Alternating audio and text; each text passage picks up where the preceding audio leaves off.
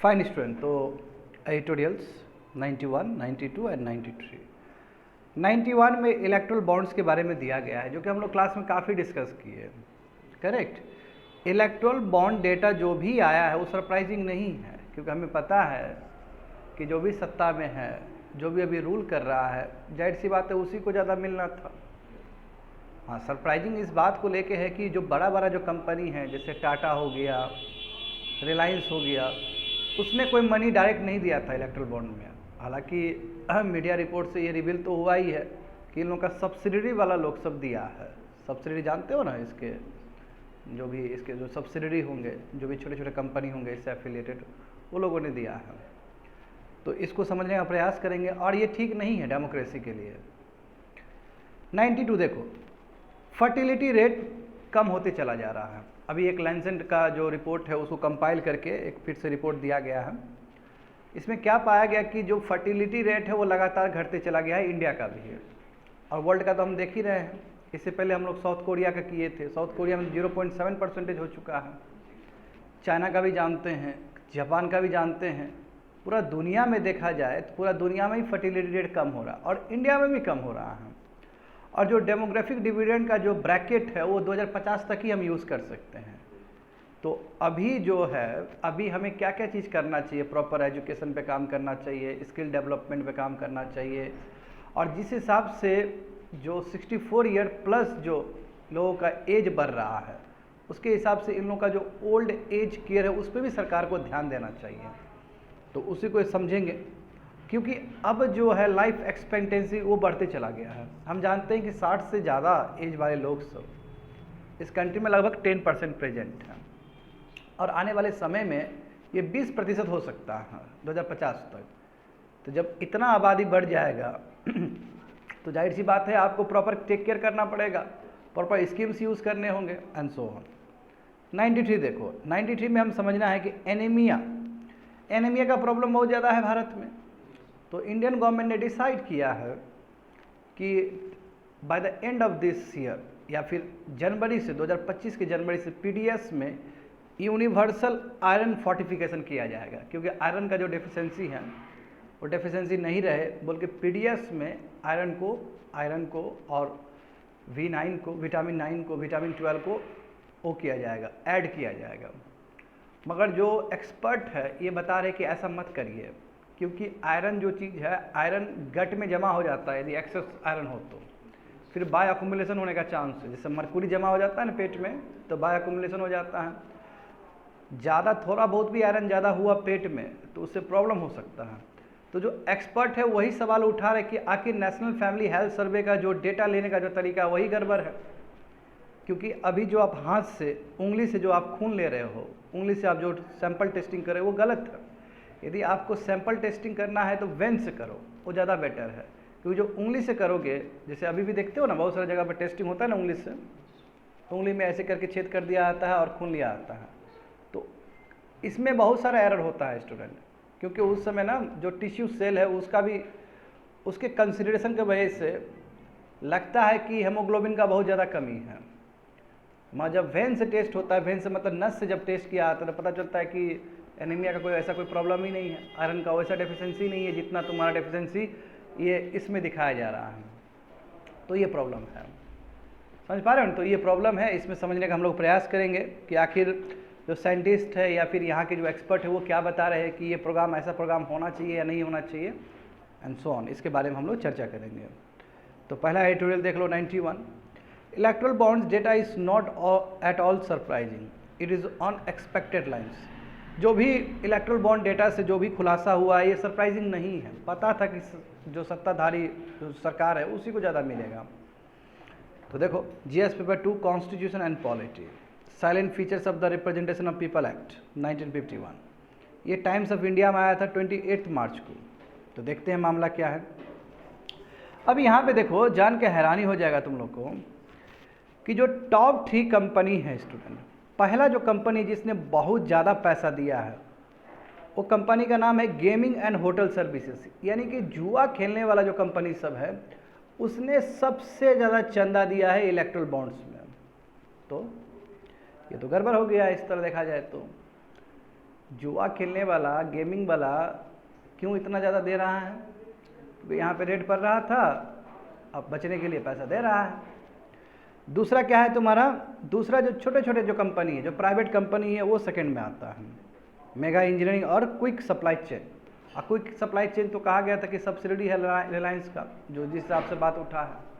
रिलायंस ने डायरेक्टली पैसा नहीं दिया, टाटा ने डायरेक्टली पैसा नहीं दिया, मगर रिलायंस का जो सब्सिडी है, लोग तो कहते ही है कि क्विक सप्लाई जो चेन है और रिलायंस का ही सब्सिडी है। समझ गए ना? तो ये सभी चीज़ है बच्चे लोग। अब कितना कितना पैसा दिया है तो देख सकते हो, कितना कितना परसेंटेज दिया है डोनेशन। अब इसमें देखोगे erectile bond versus other donation, तो इसमें साफ साफ तुमको दिखेगा कि जब से इलेक्ट्रल बॉन्ड का कॉन्सेप्ट आया है तो सबसे अधिक पैसा कंट्रीब्यूशन इसी प्रोसेस से हुआ है पॉलिटिकल पार्टीज को। हालांकि भारत में दूसरा मैकेनिज्म भी है पॉलिटिकल पार्टी को फंडिंग करने का। हाँ, बहुत तरीका है, ट्रस्ट के रूप में भी आप दे सकते हो, है ना, ऐसे भी कैंडिडेट को चंदा दे सकते हो, बहुत तरीका है। 20,000 से कम आप ऐसे भी दे सकते हो। 20,000 के बाद दोगे तो फिर IT सब कंपनी सबको आपको बताना पड़ता है। मगर इलेक्ट्रल बॉन्ड जब से आया तो सब, हालांकि ये अलग बात है कि अभी सुप्रीम कोर्ट ने इसको नल एंड वॉइड कर दिया गया, मगर इसको लागू करवाने के चक्कर में तो बहुत सारे जगह पे अमेंडमेंट किया गया था। मैं क्लास में कवर कर चुका हूँ पहले ये चीज़। तो यहाँ पे तुम साफ साफ देख सकते हो कि ये जो नीला लाइन है, जो डार्क नीला लाइन है, देख रहे हो ना, वो कंटिन्यूस बढ़ा है। यानी कि इलेक्ट्रल बॉन्ड से जो पैसा गया है, पॉलिटिकल फंडिंग गया, वो ज़्यादा गया है as compared to other means. आ रहा है समझ में ना? चलो आगे देखते हैं। हाँ, ये काफ़ी कुछ इम्पोर्टेंट है। देखो इसमें टॉप डोनर जो रहे, टॉप डोनर्स कौन है? देखो जैसे कि मैंने कहा मेगा इंजीनियरिंग एंड इंफ्रास्ट्रक्चर, ये छोटे छोटे कंपनीज सब हैं। ठीक है, बीजेपी को कितना दिया, 19 से लेकर 22 तक देख सकते हो। क्विक सप्लाई चेन देखो, इसने भी दिया है 375 करोड़ दिया है, वेदांता ने भी दिया है। हाँ, इस तरह तुमको दिखेगा। तो यानी कि जो छोटे छोटे कंपनी है वो इतना क्यों दे रहे हैं पैसा, सबसे बड़ा सवाल ये उठता है। समझ गए? आगे बढ़ो। हाँ, आगे देखो। तो इसमें तुमको जब इसको ओवरऑल करोगे स्टूडेंट, तो तुमको पता चलेगा कि जो अधिकतर जो डोनर्स, समझे ना, वो अधिकतर तुम्हारा प्राइवेट लिमिटेड वाले लोग ही है, प्राइवेट लिमिटेड वाले। क्योंकि फर्स्ट तो गेमिंग वाला कंपनी है जो सबसे अधिक दिया है, और उसके बाद जो सेकंड और थर्ड में जो आता है वो प्राइवेट लिमिटेड वाला कंपनी सब है, उसने पैसा बहुत सारा दिया है। Only a few of the large donors are publicly traded, बहुत कम ही जो बड़े बड़े डोनर्स ने दिया है। पब्लिकली जो पब्लिक लिमिटेड कंपनी है उसने बहुत कम बड़े बड़े कंपनी ने दिया है। अधिकतर जो कंपनी है वो तुम्हारा क्या है, छोटा छोटा कंपनी है। देखो एग्जाम्पल दिया है, जो बिगेस्ट डोनर है वो खुद गैमलिंग कंपनी है, इसने 5 पॉलिटिकल पार्टीज को खूब चंदा दिया है। और जो सेकेंड और थर्ड लार्जेस्ट जो आता है वो privately head company, private company से, प्राइवेट लिमिटेड कंपनी सब है। अब प्राइवेट लिमिटेड कंपनीज का प्रॉफिट इतना ज़्यादा है कि कैसे दे दिया, वो सवाल ये उठता है। क्योंकि वो तो रिलायंस नहीं है, वो तो टाटा नहीं है भाई। रिलायंस टाटा का टर्नओवर भी बहुत अच्छा है, प्रॉफिट भी बहुत अच्छा है। अभी देखेंगे आंकड़ा, जान के हैरान हो जाओगे। और हम लोग पहले से ये विषय को इतना जानते हैं, क्लास में हम लोग इतना चर्चा कर चुके हैं नॉर्मल भाषा में, इसलिए नॉर्मल जब बात चर्चा किया आता तो कान में सुनना चाहिए। ठीक है, ये तो बहुत छोटा एडिटोरियल्स है, ये तो बहुत छोटा है, ये तो उतना डेटा भी नहीं दिया गया है, बट हम लोग जानते हैं। आज जिस हिसाब से नारा लगाया जा रहा है कि चोर चोर को पकड़ो ईडी, मगर जो रियल चोर है वो भी देश को पता चल गया कि रियल चोर कौन है। अभी यदि इलेक्ट्रल बॉन्ड का ये भांडा नहीं फूटता तो बहुत सारा चीज़ तो गुप्त रूप में ही रह जाता है कि नहीं, बताओ तो। हाँ, तो जो असली जो चोर है वो सबको पता चल चुका है, खाली अपोजिशन को बोलने से नहीं चलेगा स्टूडेंट, पूरा ये राजनीतिक मुद्दा है ये। ठीक है, इलेक्शन को क्लीन कर देंगे, इलेक्शन इस तरह से क्लीन कभी होने वाला है नहीं। हवाला रूट से पैसा नहीं आया, कितना पैसा हवाला सेल कंपनी कितना दिया कि कोई उसका वो नहीं है। रोज ही नए नए खुलासे हो रहे हैं इसमें, क्योंकि डेटा अभी, और जो डेटा एक्सपर्ट है वो और भी इस पर काम कर रहे हैं, तो रोज ही नए नए खुलासा हो रहे हैं इस इलेक्ट्रल बॉन्ड्स में। अभी भी स्टिल शर्म की बात है स्टूडेंट, इंडिया का बिगेस्ट पब्लिकली लिस्टेड कंपनी वो तो मिसिंग है, वो तो है ही नहीं वहाँ पे। क्योंकि यदि वो है भी तो अब उसका सब्सिडी लोग दिया है पैसा, तो कोई ये भी सवाल नहीं उठा रहा है कि रिलायंस ने कितना दिया, कितना टाटा ने दिया, क्योंकि उसका नाम तो है ही नहीं वहाँ पे। जो भी दिया देखो, अब बताओ, ये जान के हैरानी वाली बात नहीं कि गैमलिंग कंपनी कैसे दे दिया उतना पैसा, जुआ सट्टा लगाने वाला कंपनी सब कैसे इतना पैसा दे सकता है। ये तो पैसा स्वीकार करना भी मॉरली इनकरेक्ट है कि नहीं, बताओ, एथिकली इनकरेक्ट चीज़ है ये। आगे देखो, आखिर जो 3 प्रिंसिपल्स है जो कि बहुत ज़रूरी होता है कोई भी पॉलिटिकल पार्टी या कैंपेन फंडिंग के लिए, तो 3 क्या है? No black money. आखिर सरकार ने यही बोल के किया था कि कोई ब्लैक मनी नहीं आएगा, इसलिए इलेक्ट्रल बॉन्ड करेंगे। हालांकि इलेक्ट्रल बॉन्ड में क्लीन मनी है, तभी तो पता चला हम लोग को। मगर जिस इंटेंट से ये लाया गया इलेक्ट्रल बॉन्ड को, वो इंटेंट तो पूरा नहीं हुआ। क्योंकि जहाँ पे जाने ईडी का हमला हो रहा है, ईडी का वो पैसा दे रहा है, वो छूट जा रहा है। जो आप अरविंद केजरीवाल का जो केस देख रहे हो बच्चे लोग, कितना बार मैं क्लास में बता चुका हूँ तुम लोग को। आज अरविंद केजरीवाल जेल के पीछे फंसा हुआ है संजीव रेड्डी के वजह से, जो फार्मास्यूटिकल कंपनी चलाता था। आखिर वो भी जेल में गया तो वो भी इलेक्ट्रल बॉन्ड दिया, वो छूट गया। और ये एक छोटा छोटा बच्चा से बच्चा को पता है ये चीज़, तो इसका क्या होगा फिर? तो जिस पर्पज से, जिस इंटेंट से आप इलेक्ट्रल बॉन्ड को लाए थे, वो इंटेंट आपका धराशायी हो गया, जो बात है। तो देखो, इसमें हम इसलिए लाए, मतलब इसलिए फंडिंग इस तरह होना चाहिए कि कोई फॉरेन मनी इन्वॉल्व ना हो, कोई ब्लैक मनी इन्वॉल्व ना हो, कोई हवाला रूट का मनी इन्वॉल्व ना हो। मैं ये इंटेंट तो टूट गया। इलेक्ट्रल बॉन्ड ने ये चीज़ नहीं किया जिस चीज़ के लिए हम लाए थे इसको, नंबर 1। दूसरा बात है, क्विड प्रो क्वो नहीं होना चाहिए। यदि क्विड प्रो क्वो हो गया, मान लो कि जैसे संजीव रेड्डी का ही केस ले लेते हैं, वो पैसा दिया, वो छूट गया। इस तरह अभी तो बहुत सारा केसेस निकल के आ रहा है कि बहुत सारा कंपनी ने पैसा दिया था, उस हिसाब से लेजिस्लेशन भी सरकार ने पॉलिसी भी बना लिया वैसा। तो ये तो बहुत ही अनइथिकल है कि आप पार्लियामेंट का दरवाजा भी गलत तरीके से इस्तेमाल कर रहे हो, पूरा क्विड प्रो क्वो हो रहा है। तो इस तरह तो नहीं होना चाहिए। हालांकि देखो, इसमें ये सब चीज़ लिखा नहीं गया है, जो मैं जानता हूँ उस चीज़ को मैं सप्लीमेंट कर रहा हूँ, इसमें और कुछ नहीं है, ठीक है ना। ऐसे भी पूरा अभी पूरा इंडिया में ये मामला बहुत ही संगीन हो गया है। जहाँ पे भी रैली हो रहा है, वहाँ पे लोग को अंदर ही अंदर बहुत कुछ पता है कि बोला कुछ और जा रहा है, अंदर से कुछ और हो रहा है। बात समझ रहे हो ना? मैं तो पूरा, मेरा तो as a citizen of this country, मैं अपना पर्सनल बता रहा हूँ, मुझे तो काफ़ी क्षति हुआ है। मतलब मन के अंदर ना, अब मेरे नज़र में कोई पार्टी वो नहीं है, ट्रांसपेरेंट नहीं है। इतना चोरी हो रहा है, अब तुम दूसरे को आरोप लगा रहे हो, इट्स वेरी बैड, समझे ना। अभी पत्रकार जो लोग हैं, आप किसका मुंह बंद करोगे तुम? अब किसका? अब तो तुम्हारा जिसको सो कॉल्ड गोदी मीडिया कहते हो, गोदी मीडिया भी दिखाना शुरू कर दिया, बहुत सारा मीडिया से। संदीप जी का देखना, संदीप जी अभी भी गोदी मीडिया में एक ऐसा मीडिया, वो पत्रकार है कि जो इन्फॉर्मेशन को सही लेके आते हैं। हाँ, तो दिखता है। हर कोई ऐसा तो नहीं कि स्क्रीन को पूरा रंग दिया। बहुत सारे पत्रकार हैं अभी भी इस मुद्दा को उठा रहे हैं, यानी ये मुद्दा उठना ही चाहिए। देखो, इसमें क्विड प्रो क्वो क्या है तुम्हारा? इसका मतलब डोनेशन ऐसा नहीं होना चाहिए कि जिसे सरकार फेवर करे। हाँ, अब जैसे मान लो कि तुम डोनेशन दे दो, हो सकता है तुमको गवर्नमेंट कॉन्ट्रैक्ट मिल जाए, इलीगल एक्टिविटी करने के लिए परमिशन मिल जाए, जैसे सैंड माइनिंग, ग्रेनाइट माइनिंग करने के लिए, गैमलिंग के लिए। अच्छा, गैमलिंग वाला दिया है तो गैमलिंग के लिए हो रहा होगा ये बात, है ना। इलिसिट लिक्विड बनाने के लिए, मैन्युफैक्चर करने के लिए यदि पैसा देता है कंपनी लोग, तो इन लोगों को करने के लिए दे दिया जाएगा। दूसरी बात है, पॉलिसी प्रोग्राम सब ऐसा बनाया जाएगा ताकि इन लोगों को आराम से फैसिलिटी मिल सके। तो फिर ये अच्छी बात नहीं है, ये ट्रांसपेरेंसी कमज़ोर हो जाएगा इससे। और सरकार और कॉर्पोरेट के बीच में क्या हो रहा है, ये कॉमन आदमी को पता नहीं चल पा रहा था, अनलेस सुप्रीम कोर्ट नहीं आया। सुप्रीम कोर्ट जैसे ही आया, पता चल गया सबको कि मामला पीछे बैकग्राउंड में क्या चल रहा है। आगे देखो, student 3rd number, very very important, level playing field होना चाहिए। अभी देखो, चुनाव लड़ना सामान्य आदमी के लिए असंभव है, इतना पैसा खर्च होता है। देखो 99%, 99.9% कहो, समझे, 99% लोग एफोर्ड नहीं कर सकते इलेक्शन लड़ने में। क्यों? करोड़ पैसा लगता है। तो लेवल प्लेइंग फील्ड हो तो इसमें जरूरी है कि इलेक्शन कमीशन ऑफ इंडिया जो रिप्रेजेंटेशन ऑफ पीपल एक्ट था, उसके आधार पर ये होना चाहिए कि मनी कैप होना चाहिए या क्राउड सोर्सिंग होना चाहिए। क्राउड से पैसा मांगो, सबसे बढ़िया तरीका ये है, क्योंकि है ना, क्राउड फंडिंग जो कन्हैया कुमार ने पिछले बार किया था, और ऐसे बहुत सारे लोग करते हैं, वो बेटर तरीका है, क्योंकि इससे लेवल प्लेइंग फील्ड होगा, जो कॉमन आदमी भी लड़ सकेगा। आखिर जब हमें पॉलिटिकल ऑटोनॉमी है तो एक समान नागरिक को भी लड़ने का अधिकार होना चाहिए। इसी को बोलते हैं लेवल प्लेइंग फील्ड तैयार करना। यदि इलेक्ट्रल बॉन्ड में तो लेवल प्लेइंग फील्ड तो कहीं पे भी नज़र नहीं आता है मुझे। जो सत्ता में है वो पैसा ज़्यादा उसको मिलेगा, तो उतना ही ज़्यादा पैसा बहा पाएगा तुम्हारा कैंपेन के टाइम में।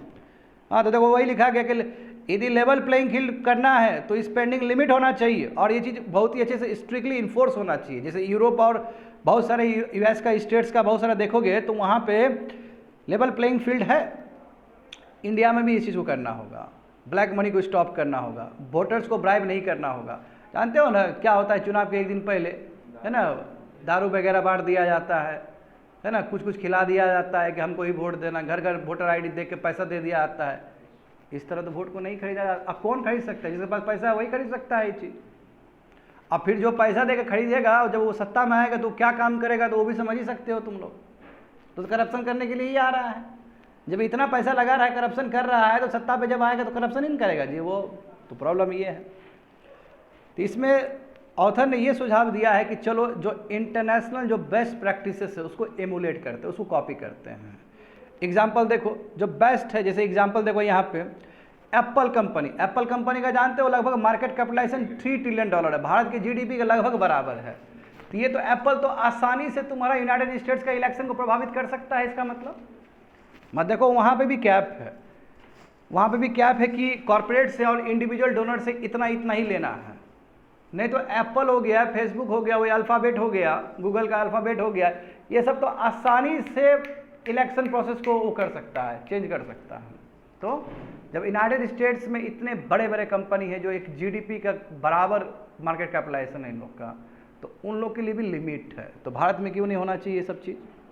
आगे देखो इलेक्ट्रल बॉन्ड लाया गया था ब्लैक मनी को कर्व करने के लिए। तो सबसे बड़ा सवाल है क्या ब्लैक मनी कर्व हुआ है? तो नहीं हुआ है। जब गैमलिंग कंपनी दे रहा है सबसे ज़्यादा राशि, और इसमें ये चीज़ नहीं लिखा गया है यहाँ पे, मैं थोड़ा जानकारी तुम लोग को दे दूँ। देखो गैमलिंग कंपनी ने बहुत पैसा दिया, और उसका यदि टर्नओवर प्रॉफिट देखोगे तो प्रॉफिट उसका 64,000 है, वैसे 64,000 भी नहीं, 64 करोड़ है एक साल में। टर्नओवर में बता रहा हूँ 64 है या 100 है, और वो दे रहा है 400-500 करोड़ दे रहा है। ये कैसे पॉसिबल हो सकता है? हाँ कैसे हो सकता है सर, ये कैसे हो सकता है जरा बताना हमको। जिसका प्रॉफिट सालाना प्रॉफिट इतना कम हो, डबल डिजिट में हो, और वो ट्रिपल डिजिट में दे रहा है, तो इसका मीनिंग क्या है? इसका मतलब तो ये ब्लैक मनी ही है, वो पैसा बचाने के लिए ही दे रहा है वो। तो सवाल ये है कि क्या जो इलेक्ट्रल बॉन्ड जिस चीज़ के लिए आया था, ब्लैक मनी को रोकने के लिए आया था, क्या हुआ? पूरा हुआ? तो बिल्कुल पूरा नहीं हुआ। अभी भी देखो कैश में पैसा फ्लो कर रहा है, समझ गए ना। तो इसलिए स्टूडेंट ये गड़बड़ है। और यहाँ पे हमें क्या चाहिए, हमें यहाँ पे ना वोटर्स, इलेक्शन कमीशन और पॉलिटिकल पार्टी सबको बैठ के ना, स्टेक होल्डर को बैठ के बात करना चाहिए। 2015 में लॉ कमीशन ने थोड़ा सा रिफॉर्म्स सुझाया था, उस रिफॉर्म्स को हमें वो करना चाहिए, इम्प्लीमेंट करना चाहिए। उस रिफॉर्म्स में यही था कि क्राउड फंडिंग करिए, क्राउड सोर्सिंग करिए, ज़्यादा बेटर रहेगा, और पब्लिक को पता चलना चाहिए। आखिर चीफ जस्टिस ने इलेक्ट्रल बॉन्ड को नल एंड वॉइड किया यही ना बोल के कि पीपल का जो राइट है जानने का, वो सबसे सर्वोपरि राइट है as compare to right to privacy. Right to know is important then as compare to right to privacy. तो यदि सुप्रीम कोर्ट ठीक ठीक टाइम पर नहीं इंटरवीन करता तो हम लोग तो अंधेरे में ही रहते। आखिर वो जो भी पैसा पब्लिक मनी ना है जी, गैमलिंग कंपनी दे रहा है तो कहाँ से आया पैसा? उसके पास पब्लिक का पैसा है, वो जुआ खेल खेल के पब्लिक जो दिया है वो वही पैसा तो वहाँ गया है। तो जो जिस इंटेंट के साथ लाया गया था वो इंटेंट धराशायी हो गया, इंटेंट पूरा नहीं हो पाया स्टूडेंट। ठीक है, इसको अब वो एनालाइज करने के लिए दिमाग नहीं चाहिए, बहुत सिंपल बात है, वेरी सिंपल। सब बच्चा को पता है कि क्या हो रहा है देश में। देखो बुरा लगता है, एडिटोरियल तो चलो ठीक है, छोटा मोटा चीज़ आ गया, पर जब आप दिन रात उसी चीज़ से घिरे हुए हो, आपको बहुत कुछ पता है इसके बारे में, तो बुरा लगता है बोल के भी कि नहीं होना चाहिए। एक लोकतंत्र देश में, एक डेमोक्रेटिक कंट्री में इस लेवल पे धांधलीबाजी नहीं होना चाहिए। देखो 92 देखो, lower fertility rates and higher life expectancy pose several new challenges. GS paper 1 Indian society, role of women and women organisation, population and associated issues, poverty and developmental issues, urbanisation, their problems and their remedies. ये 26 मार्च को आया था economic times में। देखो बच्चे लोग, पहले तो सिंपल भाषा में बात करते हैं हम लोग, आबादी का बात करते हैं। यदि तुम लोग डेटा लिख पाओगे तो जो और अच्छा रहेगा। 15 साल से नीचे है ना, 0 से लेकर 15 साल तक 15% है बच्चे लोग, लिखो 15% है आबादी। 15 से लेके 64 तक 68% है। कितना है? 68% है। उसके बाद 64 से प्लस कर दोगे तो 7% है, 7% है। हाँ, यदि मैं 60 से ऊपर करूं तो 10% है। अब कहोगे सर क्यों ऐसा? क्योंकि जो इंटरनेशनल जो प्रैक्टिसेस है, इंटरनेशनल प्रैक्टिसेस में क्या होता है, 65 साल से उधर उसको डेमोग्राफिक नहीं कहा जाता है। इंडिया में क्या है, इंडिया में डेमोग्राफी का मतलब होता है 15 से लेकर 60 तक, क्योंकि हमारे पास इतना आबादी है कि हम 60 साल तक ही खटवाते हैं, 60 साल में फिर रिटायर हो जाता है। मैं बाहर कंट्री में ग्रे पॉपुलेशन ज़्यादा है, इसलिए उन लोगों को 64 साल तक काम करना पड़ता है। तो मैं तुम लोग को जो आंकड़ा दे रहा हूँ वो 15 साल के बाद से लेकर 64 साल तक का है, और कितना आबादी हमारे पास 68% है। अब ये आबादी देखो, और 64 प्लस से कितना इंडिया का मैं दे रहा हूँ, 64 से प्लस कितना है, 7% है। अब तुम लोग खुद सोचो कि ये जो 7% ये बहुत जल्दी डबल करने वाला है। हालांकि 60 से प्लस करेंगे 10% है हमारे पास, और ये ग्रे पॉपुलेशन तेजी से बढ़ रहा है। डेमोग्राफिक डिविडेंड का जो एडवांटेज है वो 2050 तक ही रहेगा। साउथ इंडिया में तो वो भी खत्म हो गया। जो भी डेमोग्राफिक डिविडेंड का जो एडवांटेज है वही 15 साल के बाद और 64 साल के बीच में जो 68% है, ये एडवांटेज तो इंडिया को यदि मिल रहा है तो नॉर्थ इंडिया की वजह से मिल रहा है। और 2050 के बाद तो पॉपुलेशन डिक्लाइन होना शुरू हो जाएगा। हालांकि फर्टिलिटी रेट अभी कम हो गया, हमने बोला था ना कुछ साल पहले कि 2% हो चुका है। अब देखो लैंसेट रिपोर्ट जो आया उसमें 1.9% कहा गया इंडिया के लिए। हाँ, मगर अभी भी कुछ राज्य है, यूपी बिहार है, जहाँ पे फर्टिलिटी रेट तुम्हारे 2 से अधिक है। हम ओवरऑल बात कर रहे हैं भारत का, ओवरऑल कितना है, 1.9% जो अभी नया आंकड़ा आया है।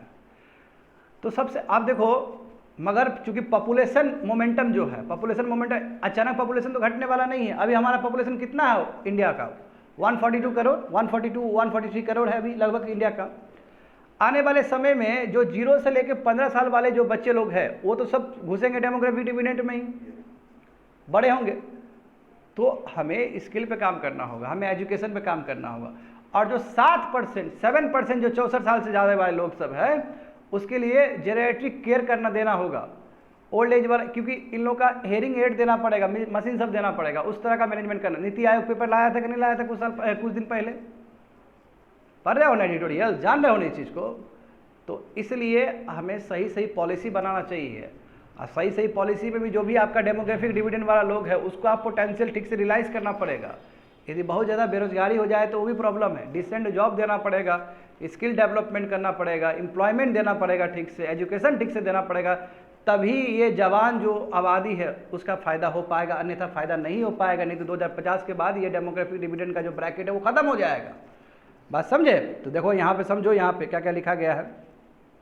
निकी एशिया ने क्या किया कि जो भी लैंसेट का रिपोर्ट है उसको कंपाइल किया है, ठीक है। निकी एशिया एक संस्था है, उसने क्या किया कि लैंसेट रिपोर्ट का डेटा को कंपाइल करके कुछ बताया है भारत के बारे में।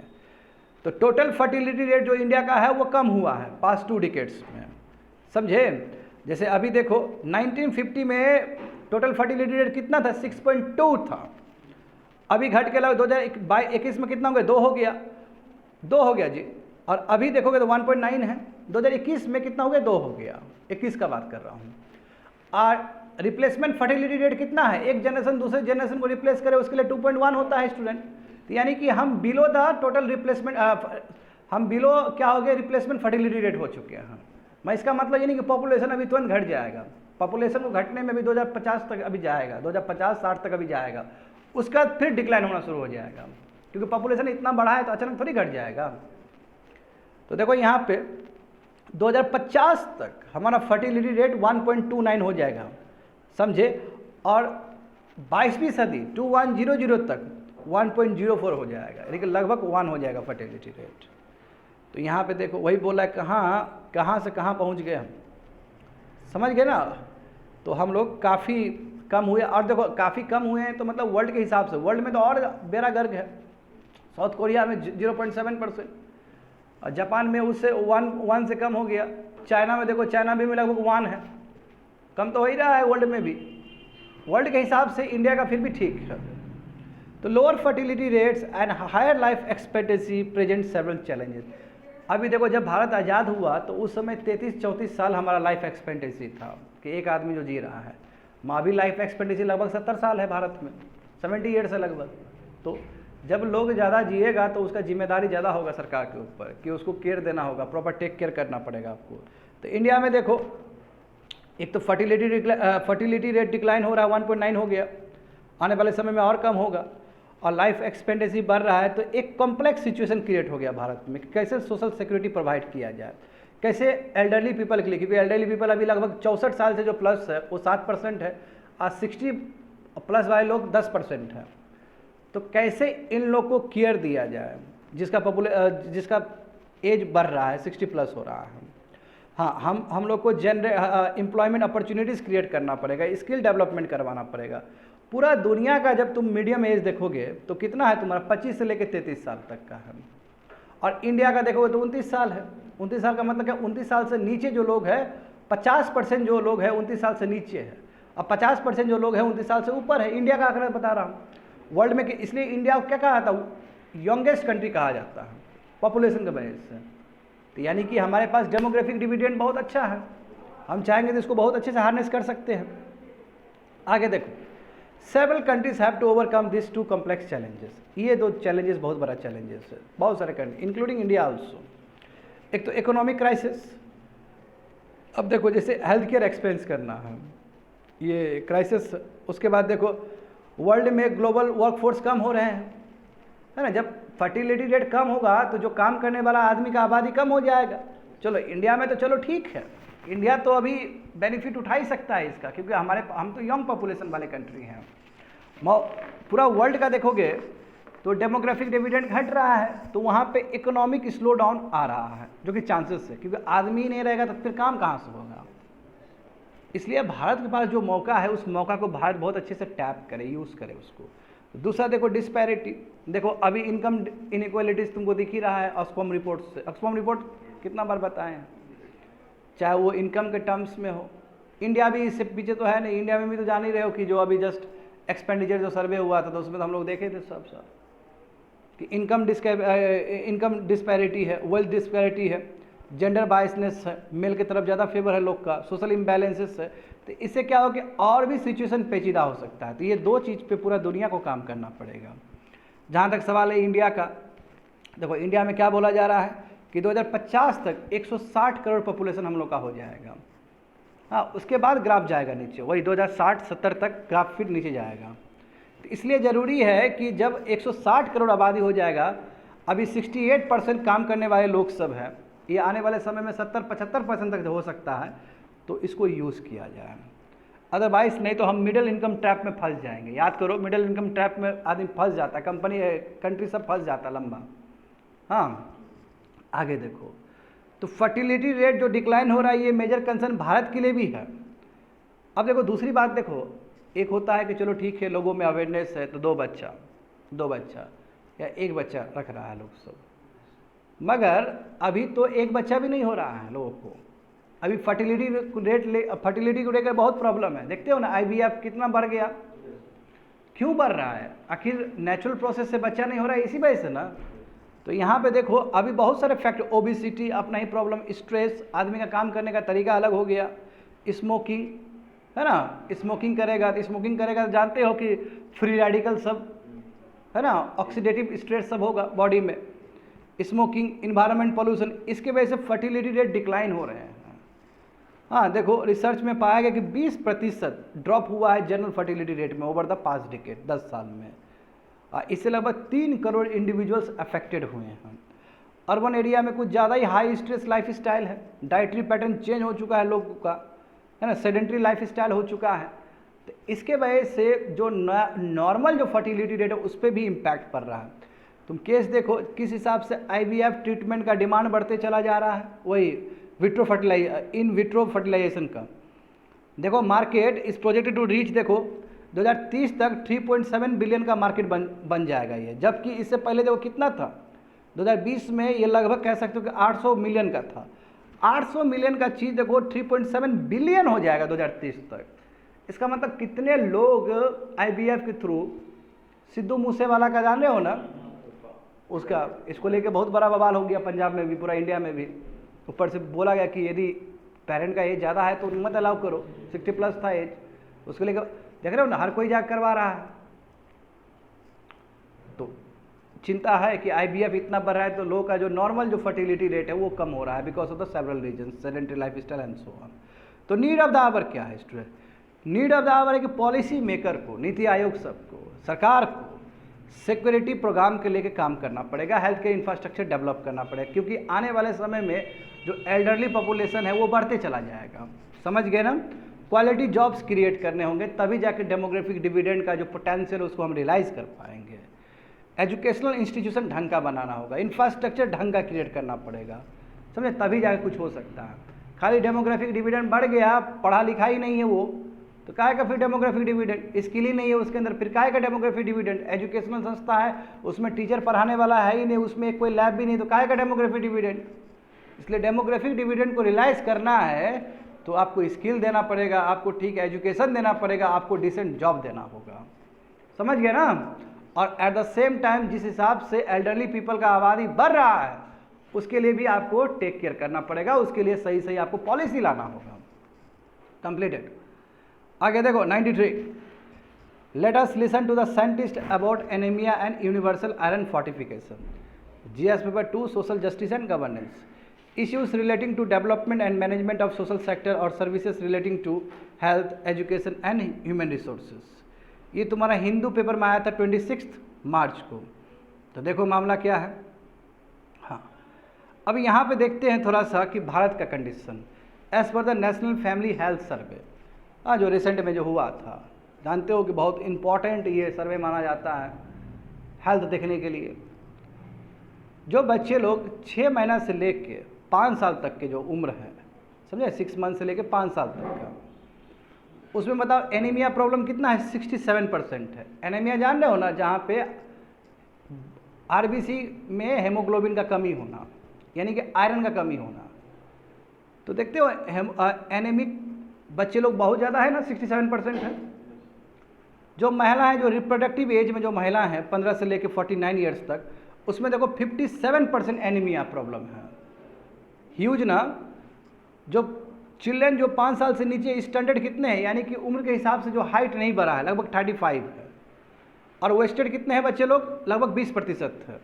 तो अपने आप में ये बहुत ही खतरनाक ये आंकड़ा है कि जो, तो फिर ऐसे इस हिसाब से फिर एसडीआई तो बहुत कमज़ोर हो जाएगा भारत का। ऐसे भी जानते हो एसडीआई में भारत बहुत पीछे है, ह्यूमन डेवलपमेंट इंडेक्स में जी। तो वही बोल रहा है कि देखो 1/3 चिल्ड्रन स्टंटेड है, 1/5 चिल्ड्रन आपका वेस्टेड है, वही 20%। 1/3 का मतलब क्या? 35%। और एनीमिया तुम्हारा हाफ से भी ज़्यादा रिप्रोडक्टिव एज वाले वुमेन के अंदर पाया जा रहा है। तो ये बहुत ही भयावह परिस्थिति है भारत के लिए। अब देखो मगर जो एक्सपर्ट ये बोल रहे हैं कि देखिए तरीका गलत है, इतना जो आप एनीमिया का दिखा रहे तरीका गलत है। सैंपल कैसे लिया जा रहा है? इन लोग का सैंपल लिया जा रहा है फिंगर से, फिंगर प्रिक से लिया जा रहा है, बताए ना, फिंगर ऐसे के लिया जा रहा है। उसमें आपको नहीं पता चलता है ठीक से हेमोग्लोबिन कितना कंटेंट है। यदि आपको किसी का ब्लड का हेमोग्लोबिन चेक करना है तो वेन से लीजिए, मतलब नस से निकालिए। देखो वही लिखा गया है कि रिसेंट स्टडी में पाया गया कि एनीमिया कुछ ज़्यादा ही ओवर एस्टिमेट करके दिखाया गया है। हाँ, जैसे नेशनल फैमिली हेल्थ सर्वे में जो भी दिखाया गया, जो भी वहाँ पे डेटा बताया गया, वो सब finger prick based capillary blood को लेके किया गया है। यदि फिंगर का टिक करके ले लिया वहाँ से खून, देखिए उसमें क्या होता है स्टूडेंट, उसमें प्रॉब्लम होता है, उसमें मतलब डाइल्यूटेड, नीचे लिखा गया है, मैं बताऊंगा थोड़ी देर में। देखो प्लाज्मा स्कीमिंग दिखाया गया ना, लिखे गया है ना नीचे, देखो तो प्लाज्मा स्कीमिंग, हाँ स्कीमिंग, उसमें वही बोला कि जब कैपिलरी ब्लड से ले रहे होते हैं तो उसमें तुम्हारा क्या होता है कि फ्लूइड, टिश्यू फ्लूइड भी मिक्स हो जाता है। जब टिश्यू फ्लूइड मिक्स हो जाता है तो जाहिर सी बात है बहुत ही डाइल्यूट हो जाता है वो खून, जो बहुत डाइल्यूट हो जाता है। जब खून डाइल्यूट हो जाएगा तो हेमोग्लोबिन भी बहुत डाइल्यूट हो जाएगा, और उसमें हमें हेमोग्लोबिन का कम पता चलता है, क्योंकि आखिर एनीमिया कैसे होता है, हेमोग्लोबिन कम हो गया तो एनीमिया वाला प्रॉब्लम हो गया। तो ये सैंपल लेने का तरीका भी गलत था, समझे। तो देखो नेशनल फैमिली, ऊपर जाओ फिर, नेशनल फैमिली हेल्थ सर्वे ने देखो यहाँ पे सेंट जॉन मेडिकल कॉलेज जो बेंगलुरु का है, उसने क्या किया, उसने पता किया कि नो, यदि वेन से लिया जाए तो थोड़ा डिफरेंट हो सकता है। वेन से लिया है तो इतना एनीमिया प्रॉब्लम नहीं है जितना तुम्हारा वो फिंगर प्रिक से पता चल रहा है। समझ गए स्टूडेंट। और ये केवल अब देखो लास्ट में लिखा गया मोरेवर एनीमिया केवल खाली आयरन डिफिशिएंसी से नहीं होता है, हाँ तुम्हारा विटामिन B12 से भी हो रहा है, फोलेट से भी हो रहा है। फोलेट मतलब विटामिन 9 है, वो लिख लो वहाँ पे, विटामिन 9 है। और इन्फ्लेमेशन से भी हो रहा है। इन्फ्लेमेशन का मतलब क्या होता है, जो ऑक्सीडेशन स्ट्रेस जो है फ्री रेडिकल्स के वजह से भी होता है एनीमिया प्रॉब्लम। फ्री रेडिकल्स बताए थे ना, जब स्मोकिंग वाला इन्वायरमेंट में हो जब एक्सरसाइज कर रहे हो तो उस समय फ्री रेडिकल बहुत बॉडी में बॉडी में रिलीज होता है, और उसको कम करना है तो एंटीऑक्सीडेंट्स खाना पड़ेगा आपको, फ्रूट्स वेजिटेबल सब खाना पड़ेगा। तो इन्फ्लेमेशन प्लस विटामिन 9 और विटामिन 12 B12 B9 इस डिफिशियंसी की वजह से भी एनीमिया हो रहा है। एनीमिया केवल आयरन डिफिशियंसी से नहीं हो रहा है। तो अब देखो, why do several expert question universal iron supplementation, क्योंकि सरकार को लगा कि भाई नेशनल फैमिली हेल्थ सर्वे में तो बहुत बुरा रिपोर्ट है, तो अब क्या करेंगे कि अगले साल से पीडीएस में, मिड डे मील में क्या करेंगे, फूड फोर्टिफिकेशन, आयरन फोर्टिफिकेशन कर देंगे, आयरन डाल देंगे उसमें, विटामिन B12 डाल देंगे। मैं जानते हो कि आयरन कितना जानलेवा चीज़ है। आयरन मात्रा से ज़्यादा हो तो फिर गट में जमा हो जाएगा, और फिर गट से निकलता नहीं है, बायो अकुमुलेशन हो जाता है, पेटी में रह जाएगा, फिर उससे फिर नया नया बीमारी निकलेगा। तो इसलिए जो एक्सपर्ट है वो सुझाव दे रहे कि यूनिवर्सल मत करिए। यदि आप हर पीडीएस वाला चावल में, हर मिड डे मील में आप आयरन डाल दीजिएगा तो प्रॉब्लम हो सकता है। अभी देखो, मुझे अभी याद आ रहा है कि डबल, जैसे पहले सॉल्ट में आयोडीन डाला जाता था ना, अभी भी डाला जाता है, तो अभी एक और डाला था तुम्हारा आयरन भी डालेंगे, इसलिए डबल फोर्टिफिकेशन ऑफ सॉल्ट, ये भी न्यूज़ में चल रहा है। ये किया गया है कि सॉल्ट में पहले से आयोडीन है प्लस अभी आयरन डाला जा रहा है उसमें भी, तो डबल फोर्टिफिकेशन ऑफ सॉल्ट कोई पूछेगा तो बोलना कि आयोडीन प्लस आयरन। तो सिमिलर प्रोविजन यहाँ पे भी किया जाएगा स्टूडेंट, कि एक्सपर्ट बोल रहे कि यूनिवर्सल आयरन सप्लीमेंटेशन मत करिए, ठीक है, मत करिए, नहीं तो फिर एक्सेस आयरन इनटेक हो जाएगा तो प्रॉब्लम होगा, क्योंकि वो एक्सक्रीटा के थ्रू नहीं निकलता है, बाहर नहीं निकलता है, वो गट में जमा हो जाएगा। इसके वजह से ऑक्सीडेटिव स्ट्रेस भी हो सकते हैं, बहुत सारे ऑर्गन खराब भी हो सकता है। फोकस ये होना चाहिए कि किसी तरह आदमी लोग को बोले कि बैलेंस डाइट खाओ, ठीक न्यूट्रिएंट्स खाओ, समझे। क्लाइमेट जिस हिसाब से क्लाइमेट चेंज हो रहा है, तो जो सीरियल्स में जो विटामिन और मिनरल्स जो कंटेंट पाया जाता है वो भी कम हो रहा है। जब ये कम हो रहा है तो जाहिर सी बात है आदमी को कहिए कि प्रॉपर एक्सरसाइज करे, प्रॉपर काम करे इस पर। हाँ, मिलेट्स को बढ़ावा दीजिए। हाँ, मिलेट ज़्यादा बेटर है, मिलेट्स के अंदर आयरन कैल्शियम सब प्रेजेंट है, तो मिलेट्स को बोलिए लोग को कि मिलेट्स खाए, जितना मिलेट्स खाएगा उतना बॉडी ठीक रहेगा। समझ गए ना? हाँ, कंप्लीटेड।